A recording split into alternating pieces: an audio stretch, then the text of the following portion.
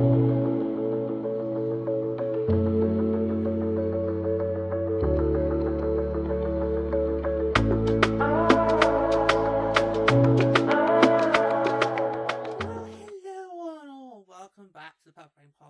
time has now come to recap everything that happened in phase 3 of the expansion process. Now, of course, to remind you that phase 3 began last Wednesday, June the 10th, and ran up to last Friday, June the 12th. So, even if I did not have to be away over the weekend for a family event, we still would not have been able to do the episode any earlier than today. No, this would not have been possible.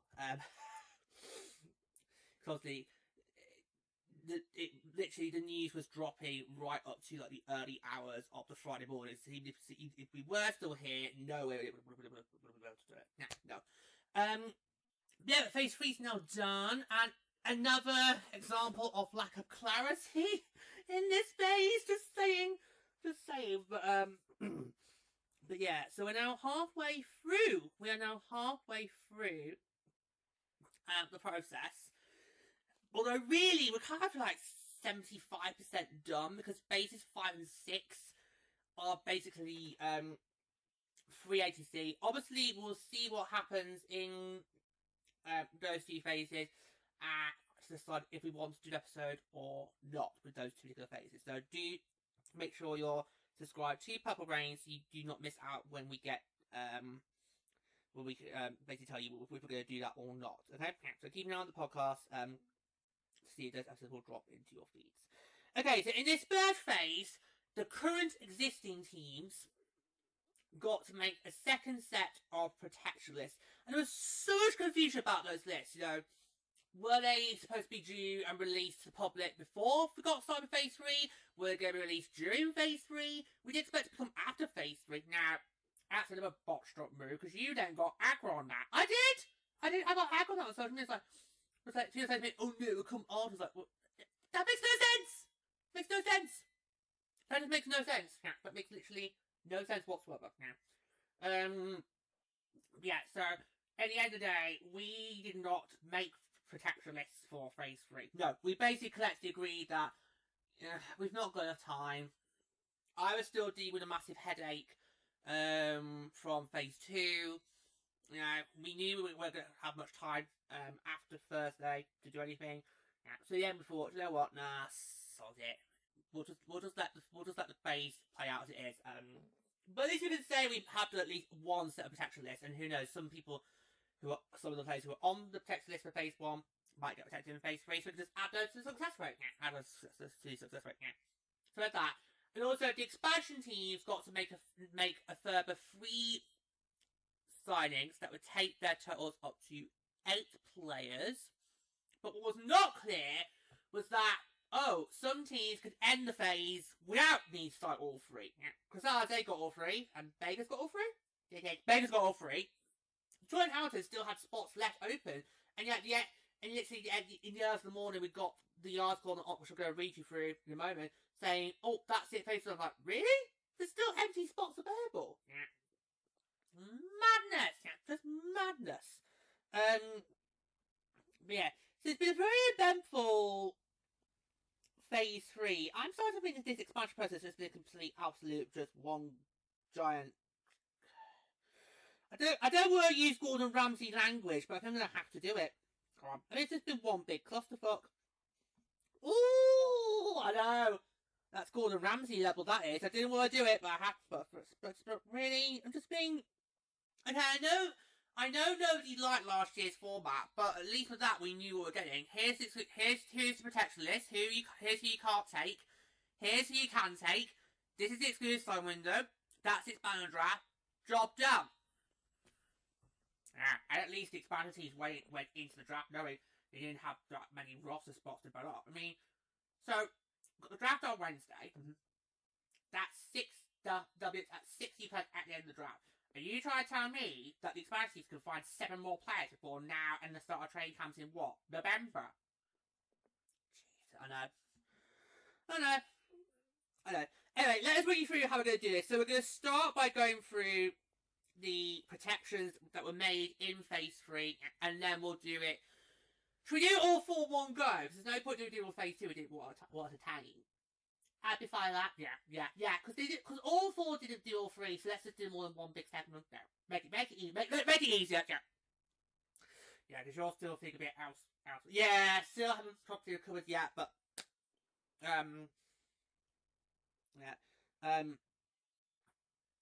anyway, so yeah, so that's good. So we'll do protections first, and then we'll go through all the signs made. Okay, so this is your opportunity. You have to go grab whatever you want, snacks, drinks, all that.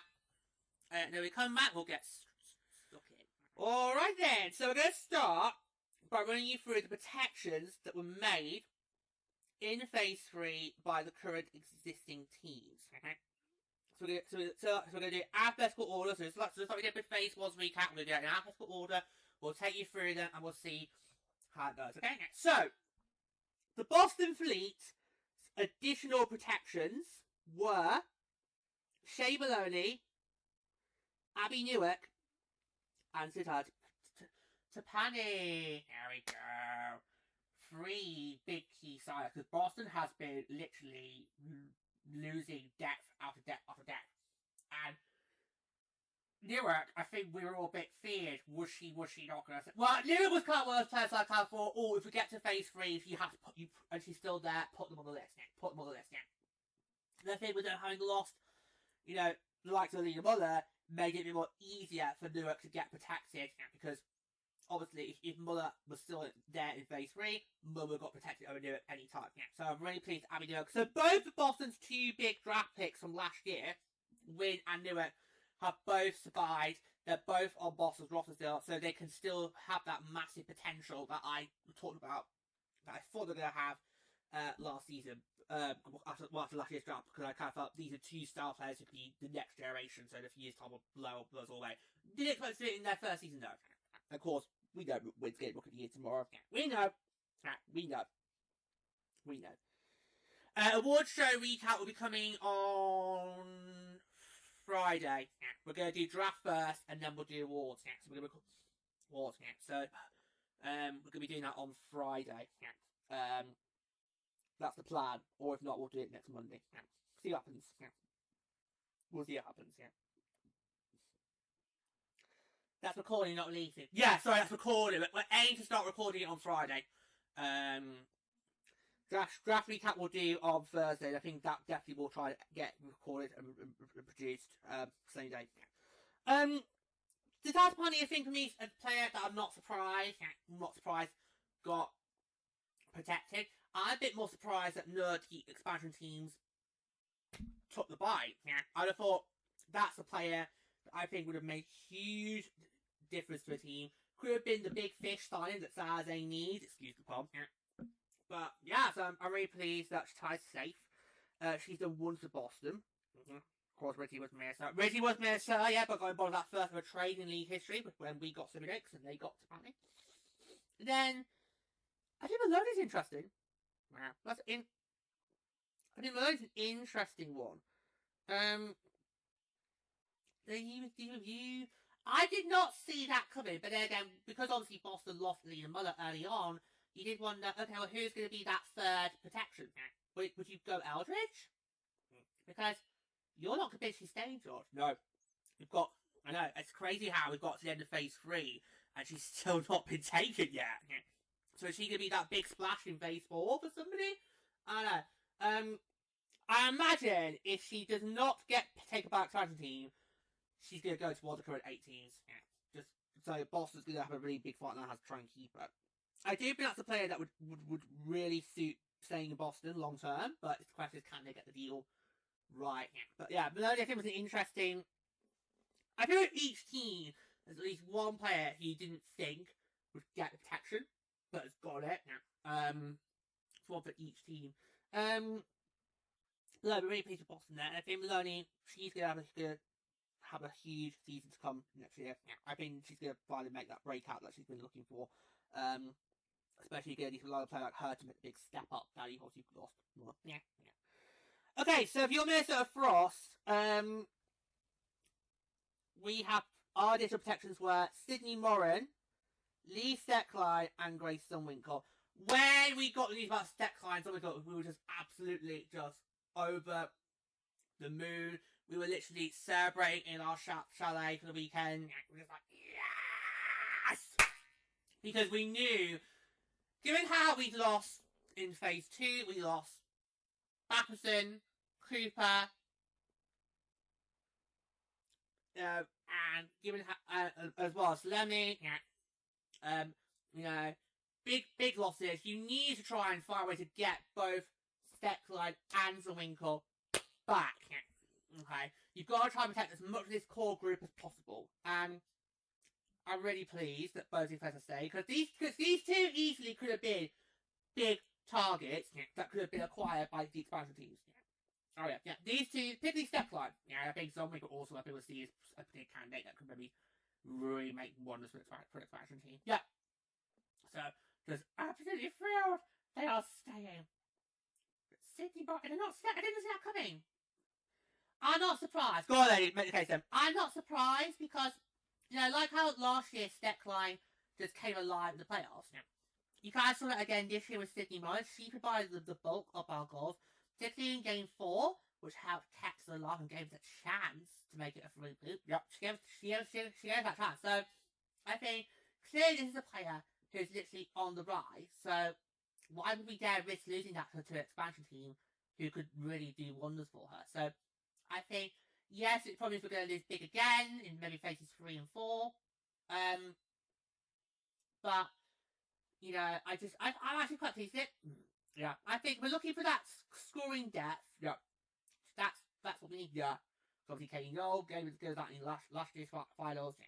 Obviously, Sydney Morris this year's playoffs did as well. Yeah. So, yeah, but I think it's one of those players where you can just give it some more time.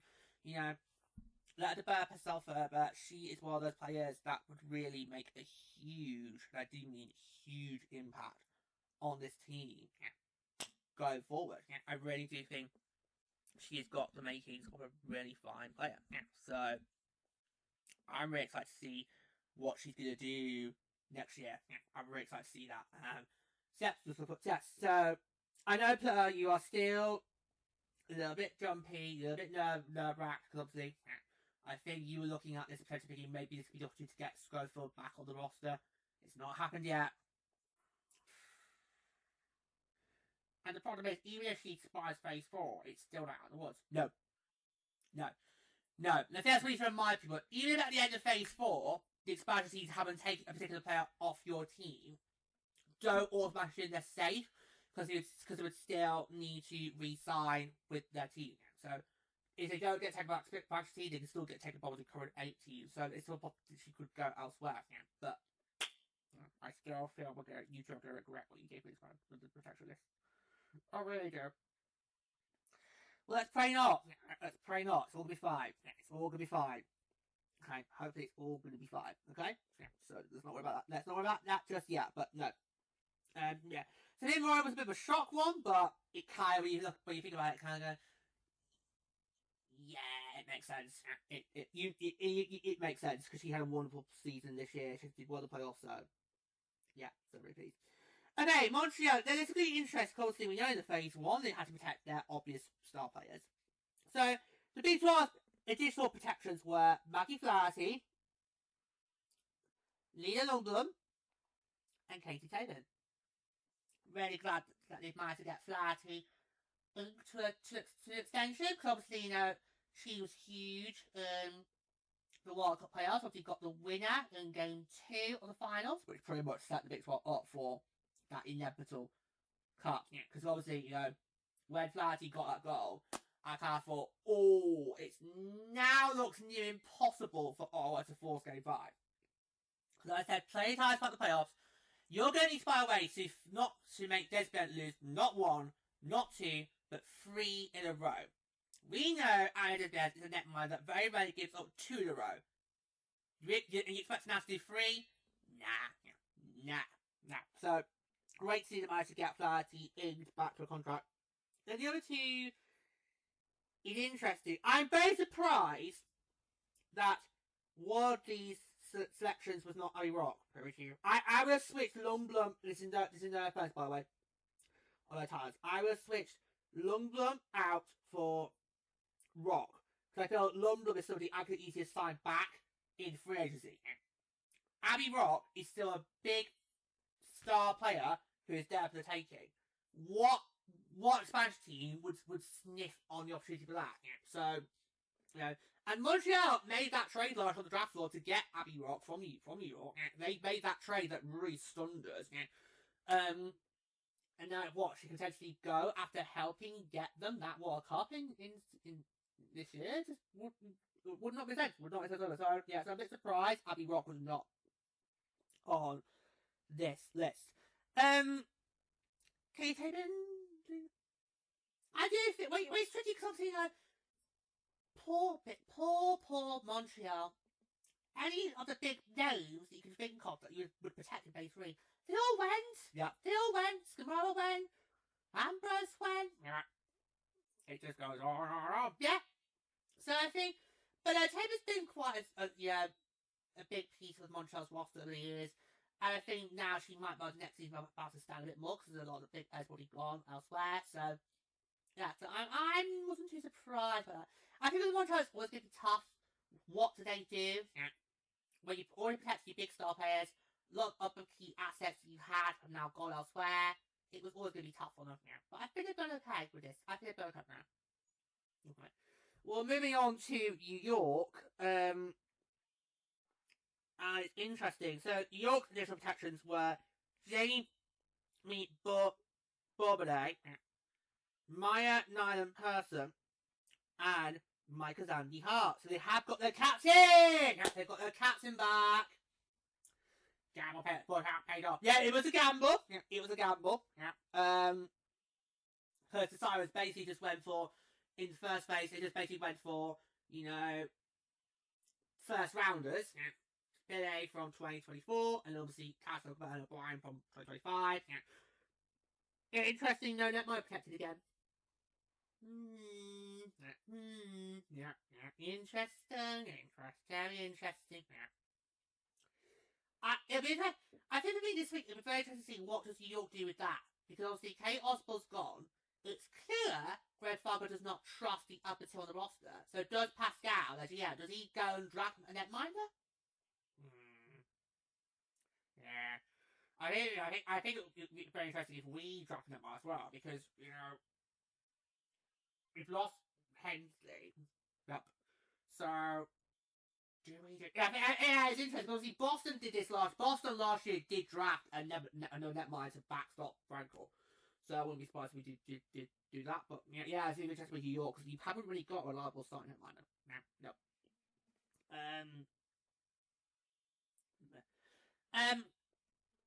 I'm not too sure there's much I can say about this. I mean, there are 3 big players for New York. They've had success in various degrees over the past few seasons.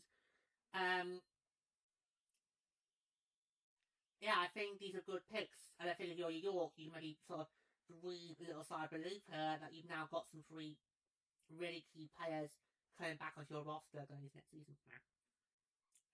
Yeah, I'm not sure how York would have coped if they didn't lose their captain, because obviously But would she have been a big splash for expansion teams?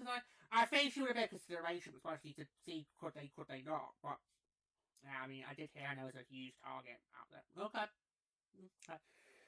Yeah, I think I agree. They need 3 key starters for the starters there to protect protection. Got very well. Right, Ottawa.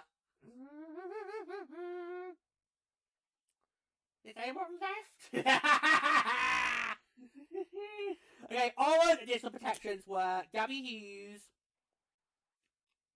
Benuza Kat Diroba, and Sarah Wozniak. I'm going to start with her, because obviously she's had a very good season this year. She's had a few big game-winning goals, including that one on the Takeover Tour in Chicago. Not that anyone saw it. Put that there. Okay. Put that there. I've not got enough energy back to the 4th straight, but we can just do that. Yeah, that was a huge goal. Probably the one that I'm going to talk about a lot with you. Yeah. After what's the Takeover Tour later. So, yeah. That could be your memory. Yeah. That could be your memory. Yeah. So, yeah, big key sign from there. She's done quite well so far. And given how big stars have left Aura, she's got opportunities to maybe really take that next step a lot sooner than people would have thought, maybe. Yeah. I think that's a really good sign. Seeing how Aura's found ways to win OT this year. Yeah. I think you're going to need a player like that to stay on roster, because that could really help you, going forward. I don't like that. Gabby Hughes, not surprised. No. I think she's the only big name left for Aura. Because obviously they've connected with Leslie and Phillips in the first place. Yeah. And obviously Clark went, Jenna went, Gilday went. So Hughes was the last one standing. Yeah.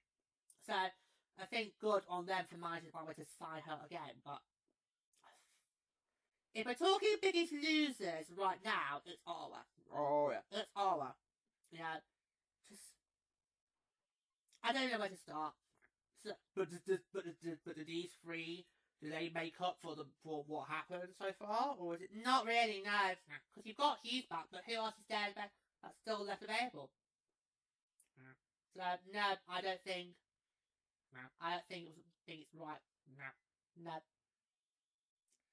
Okay, we'll move on. Yeah, we'll move on. Yeah. Okay. Seattle.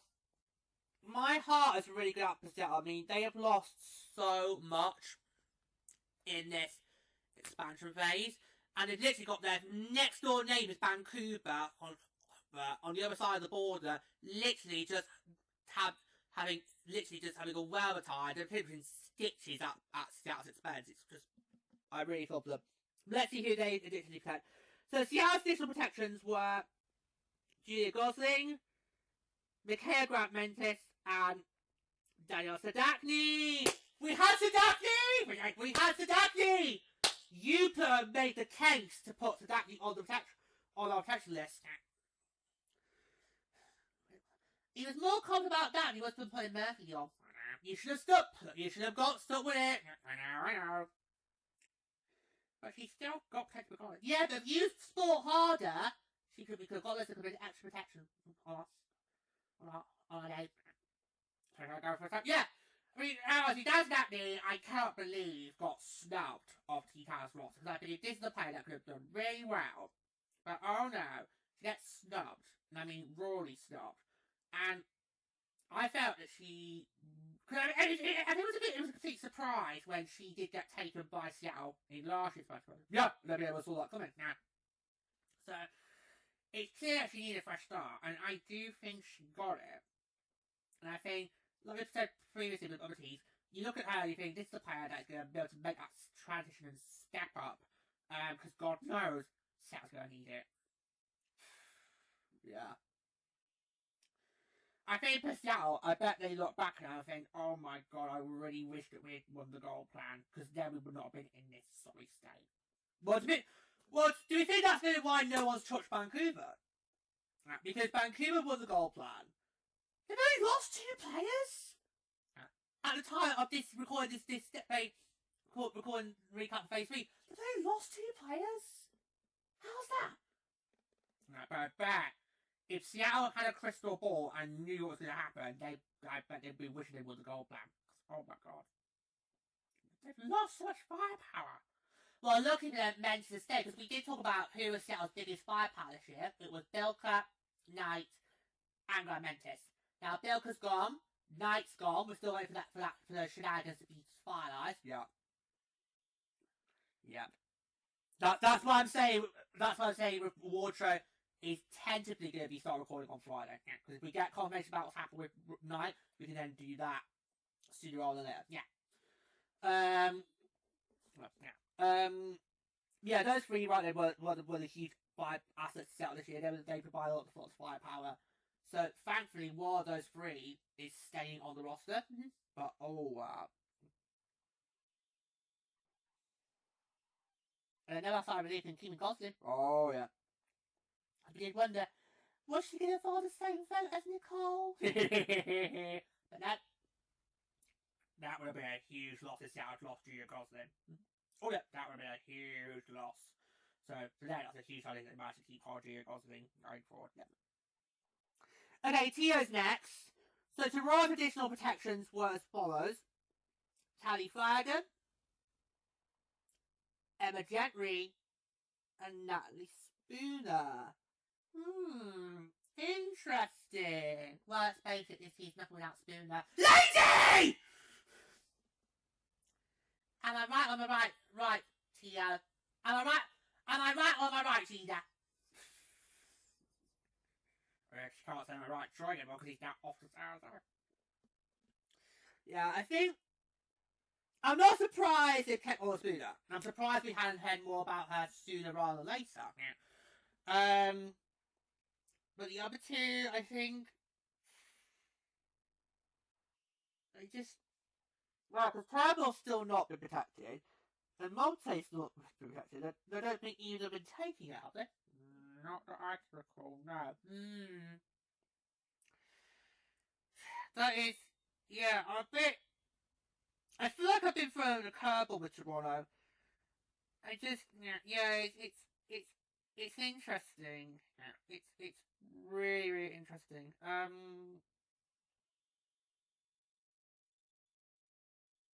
Yeah, I don't know what to make about that. I really don't.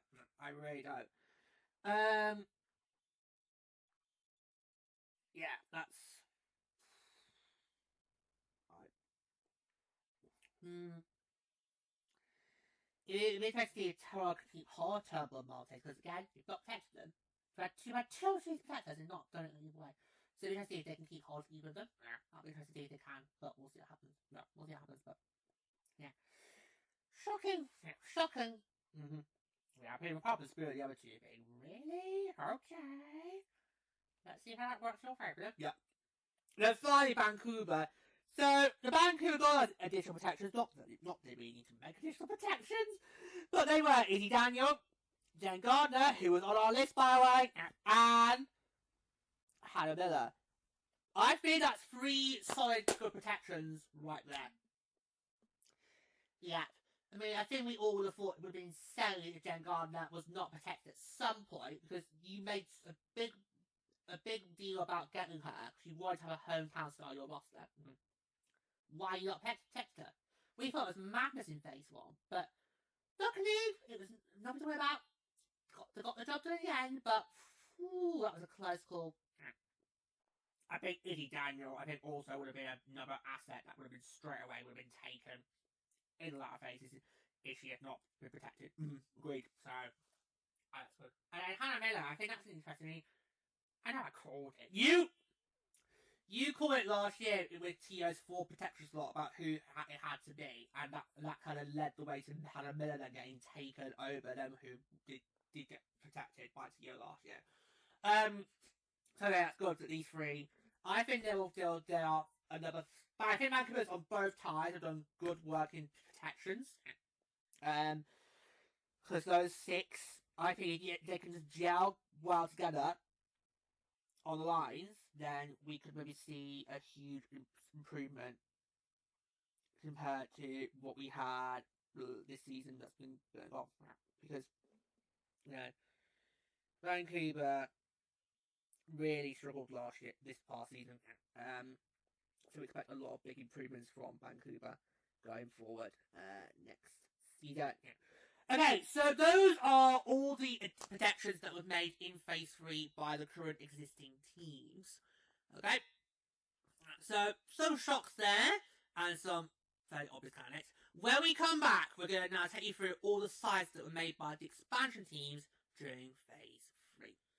And so, we must move on now to the main portion of the Phase 3 recap, which of course is to look back, I should say, sorry. As to, it's been a long week. It has, and I'm still recovering from a little bit of illness. We're going to now look back on the signings made by all expansion teams in this phase. Now, a reminder, in Phase 3, each expansion team can sign a maximum of 3 players that would take their tally to 8. But, as we discovered, not all expansion teams hit that mark. And that was not made clear to us. We were all under the impression that they would all hit 8 players by this phase. So, add that to the lack of clarity that we've seen so far in this expansion process. Okay. So we'll do it. Detroit, then Las Vegas, then Hamilton, then San Jose. So Detroit first. So Detroit in phase 3 took Sydney Bard from Vancouver. That's a 2-year deal. And Ted Gerard from New York, also a 2-year deal. So finally, Vancouver loses their first player in the process. Yeah, but because they've already pretty much signed all their big names, I think any player that you announce from Vancouver going, it's not going to be that big of a shock, because most of the big shocks will be inked to new deals. So, yeah, but I can't believe it took until phase 3 for Vancouver to finally lose a player. I bet Carl Garner is literally already cracked open the rosé as we speak. Yeah, she's probably sitting back and thinking, oh, this is a total. I don't get why I was so upset last year. Yeah, because last year, look, you were the one taking players, not losing them. You were no one's best friend last year, Cara. Yeah, so what about Ted Gerard, though? Because I think that's a big loss for the Sorrows. They're going to feel that.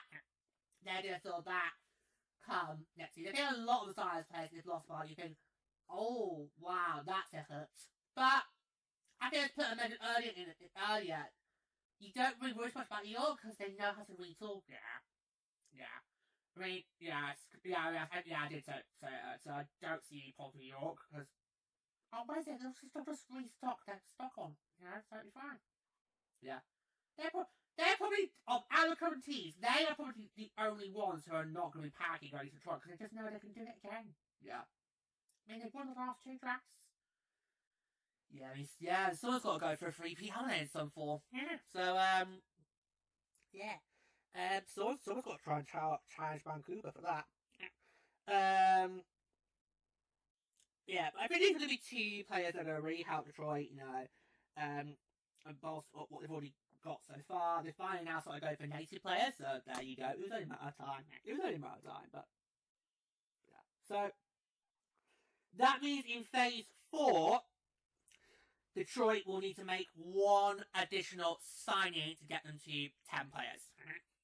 Right, Hamilton only took the 1 player, and it was Zoe Boyd from Boston. That's a 2-year deal. Wow. That's a blow. That's a blow. Is that a defender again? Yeah. Oh my god. Wow. That is just... Oh my god, Boston. Their big success here was their defense. They managed to put up such a very strong blue line. And I feel like at least, 4 have now gone?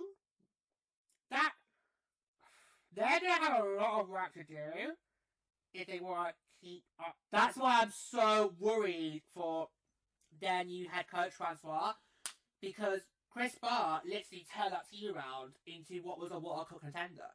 Now, he's been poached by Hamilton. You got Francois Mathos coming in, who is, I think, going to be a reliable coach, but there's going to be so much pressure on him because of what Chris Barr is supposed to do this past season gone. But a lot of that core defense basically got out the window. Yeah. So I'm going to be so nervous of Austin in those first 5-6 weeks because you look at it and you think, well, this team needs to kind of be a contender straight away. And, yeah. Well, there again, we said it this time last year, we thought Boston was going to be the most heavily impacted by expansion, and then, well, how long will we? Yep, but, wow, it's not good for Boston losing so much defense here. Nope, it's not. It's really not. It's really not. No. So yeah, that was Hamilton's only signing phase 3. So that means in phase 4, Hamilton will need to make 2 additional selections.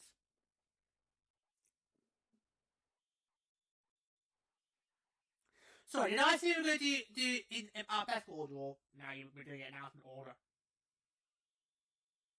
Oh well. We better not carry on, because I'm reading the article, and the article they put it in alphabetical order, so that's why. We'll carry on, it's fine. It's fine.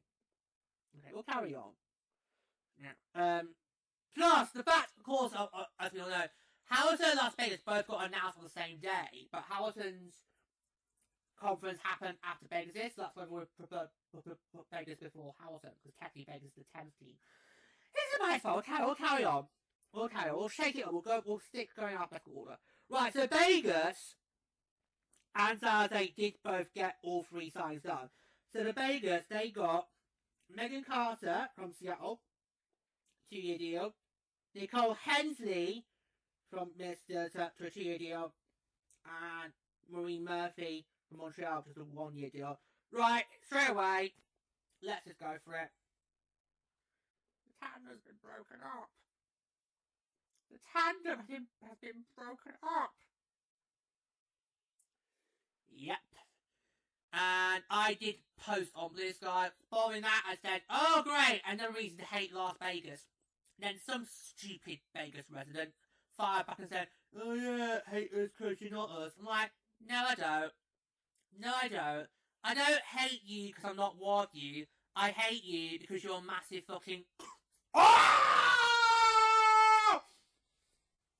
Oh no!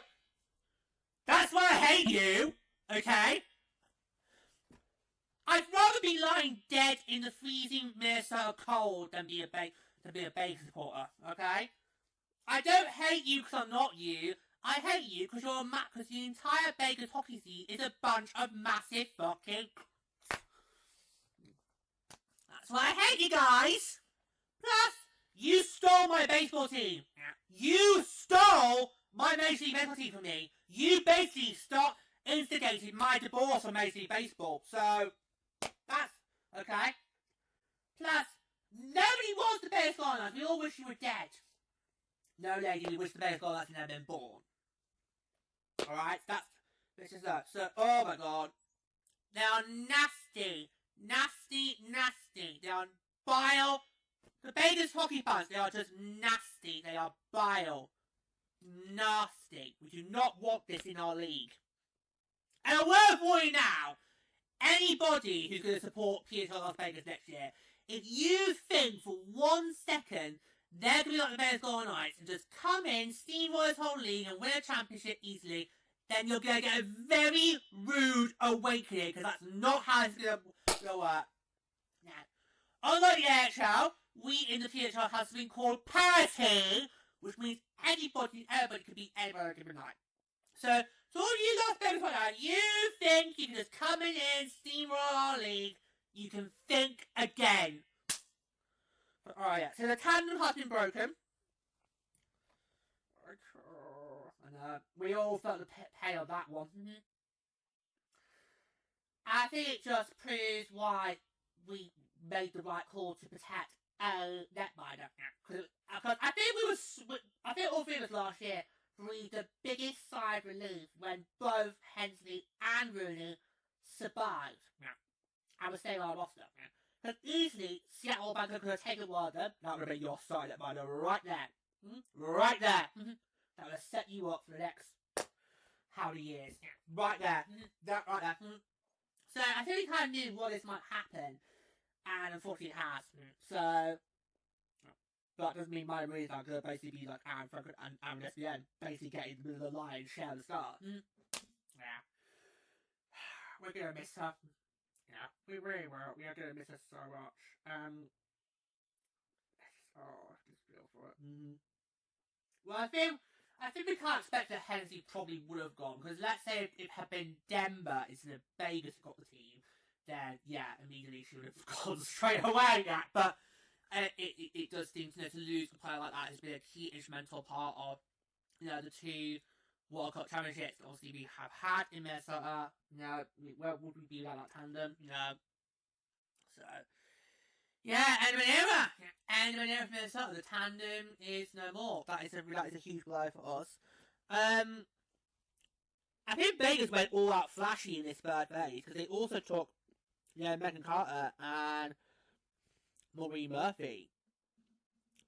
Yeah, another blow from Montreal with Murphy there going, because she also did have some huge moments for Montreal over the years, and now she's gone to a team like that. I think this isn't what Vegas has done so far, because obviously Vegas has taken 3 Frost players and 3 Big 12 players. Yeah, it's basically like it's almost like they're trying to make a tag team. Yeah, that's interesting. But then again, if the big thing we've learned from the 2 expansion teams last year is chemistry, on-ice chemistry is so important. Because us 3 basically can agree were the big factors to why both Vancouver and Seattle did not meet those high expectations this season was the fact that on-ice chemistry was not there. So, I kind of do see what Dominique is doing. She's trying to think, right, I need this team to be productive come night 1. So, if that means I've got to get people's teammates, so be it. So, yeah, but that means you're also paying your coach because that means there should be no excuse to not have a good start next year.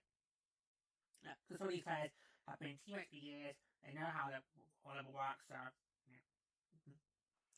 yeah. Another blow for Seattle with Megan Carter.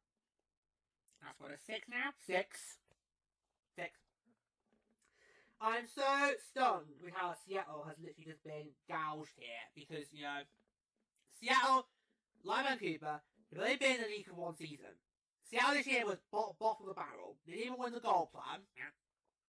Okay. They've had the fewest wins in both regulation and overall combined. Really? That's the team that's going to lose the most? That's shocking to me. That is really, really shocking to me. Yeah. And then finally, San Jose, again, still not wanting to make any ruckuses or big moves. San Jose went for Maggie Connors, Toronto. That's a 2-year deal. Handley Hartmutz, Boston, 2-year deal. And Maria Gaparopo, Seattle, 2-year deal. Oh, God, no, Seattle. Yeah. The losses just piling and piling up. Yeah.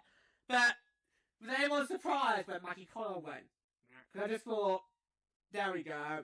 There we go. There we go. We knew sooner or later that Troy Ryan would want to take someone from Toronto. Basically, when he got the gig, not long after San Jose was confirmed as the final team to draw the league, we pretty much all through this kind of felt, watch out, Gia Kingsbury, because Troy Ryan's coming for your players! Yeah. I think we're expecting a few more from Tio to go to San Jose, but it hasn't been the case. No, hasn't been the case. I would have thought he might want to use his UFO on Morgan, but clearly not. So, yeah, no surprise. She, I think, might have to stand out a bit more compared to how, you know, like Montreal, here's what those rosters got so much star players, very hard to make your mark. So, I'm quite pleased. The other two, I think, you look at this and think, okay, it's intriguing. Because I think those are 2 places you think, oh, they had much opportunity to stand out on the play. Yeah. I think that's what's hard about the league right now, is when you've only got 12 teams. And a lot of teams are stacked with a lot of star players. It's very hard for those depth players to try and, you know, make their mark. Especially with also playing so few games, and this is the reason why we need to have more games going forward now. It's very hard to try and make your mark, because if you've got a 30-game schedule, you haven't got much breathing space to try and, you know, really have a stand-up season and make your mark. So I think that's no reason to get more games on the calendar. So that players who are not season star players, but are that scoring depth, they can then really try and make their mark. I literally want to know now, is San Jose going to get a splash site, or are they really going for the grassroots approach? I do think they're going the typical expansion team route, where you build from the start and work your way upwards. So, I would not be surprised if for San Jose, I'm not trying to get it, George, but say anyway. I wouldn't be surprised if of the four, Sarazay is the one that's going to take a few years before we start seeing any form of results, because Troy has gone for like a young Tibetan route, whereas the other teams have gone for Scottish. Well, that I think could be plausible, because the Sharks, you know, it took them 3 seasons to get into the playoffs, and it took them until the early 2000s to start having this playoff success. Because even after 1994, it was still a bit of a struggle for the Sharks to try and become this perennial playoff contender that they became known as what was we got into the 2000s. So ideally it would not be the case. We know this is a win now mentality league, but yeah, maybe you're right. Maybe that will be the route that Sarazay does, unfortunately, take. But of course we can't know that for certain because we've got to see what they're going to do in the draft on Wednesday, and then obviously, yeah, for all we know, whilst Sarazay hasn't made the biggest noise, for all we know, they easily could do well the draft this week, and then come start November, they then, you know, stun us. But I think you look at what Saturday's done so far. Look at their 8 players, you think, I'm not seeing this big standout star that's going to lead you to the World Cup. I'm not seeing that yet. Nope. Not seeing that yet. Nope. Anyway, yeah, so it'll be interesting, you know, set there, but it's like I'm still like waiting for that big moment, you know, he's waiting for that big crescendo to come where you get something really good.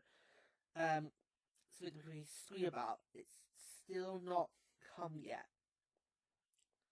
No, it's still not come yet. And yeah, there you go. So that is it. That's all the acquisitions made in phase 3. Anything else you want to say before we go sign off? Good. Okay. And so there you have it. That is your recap of everything that went on in phase 3 of the expansion process. Next up is phase 4, which we are probably going to be, well, unless we get the draft order, then probably tomorrow the main focus will be for phase 4. Because we are recording this episode out and releasing it on Monday, June 15th, so 4 hours for the draft. Phase 4 concludes today. Opened yesterday on Sunday. It will run until today. So we're probably going to get that recap done tomorrow. Unless we get the draft order. If we get the draft order, that will have to be taken priority. We'll see. If we don't get it recorded tomorrow, we will get it done on Thursday. That's why I'm being very tentative about we're going to do the award show. So obviously, the award is tomorrow. But we want to do the draft recap first before we do awards. So that's why I'm being a bit like tentative. Say it might be done on Friday, it might not. We'll see. If we don't get around to doing it on Friday, we'll get it done on Monday. In fact, should we do it on Monday instead? Because I'll have more time on Monday. Yeah. You like that? Yeah. Okay. So we'll try and get the draft show done on Friday, and then on Monday we'll try and get the award show done, because I think on Monday we'll have a bit more time. So that's bad. So hopefully the recap at phase 4 will happen tomorrow. If not, it will come on Thursday. Although do we want to do it Thursday? Because Thursday's our big party. Oh. So, we see what happens. We switch the time before we get to one at a time. Yes. Yeah. On Thursday, we are having a little party because we're going to be on the show. We have got a very special announcement for you guys in the next big bench that we've done for this show.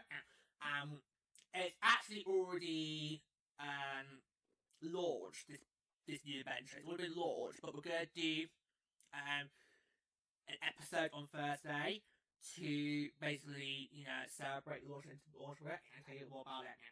And then after that, we're going to have a little party. So it might be not something. Anyway, we'll see.